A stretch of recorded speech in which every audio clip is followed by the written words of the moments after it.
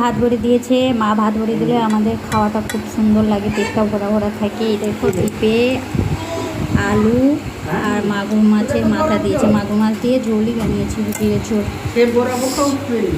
Data দিয়ে। আর এটা হচ্ছে ইলিশ মাছের বুঝতে পারছো। বসে বসে কত মেয়ে রান্না করতে চায়, বসে বসে খাও। খুব টেস্টি রান্না করে আমার মা।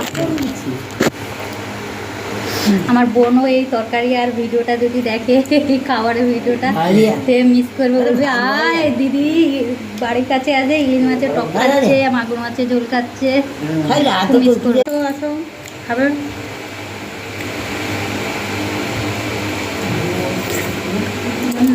না হলে ঘুম হচ্ছে না মামার বাড়িতে, বলছে মা আগে এসি চালু করবে চলো, আমি খেতে বসছি, আমাকে টানতে টানতে নিয়ে এলো, এসি আগে চালু করবে চলো, নাহলে ঘুম হচ্ছে না। এসি আর পাখা দুটোই চালু করবে। এই তো এসি অন করেছি। দেখো আমরা এমন মা মেয়ে খাওয়া দাওয়া করেছি, পেট একদম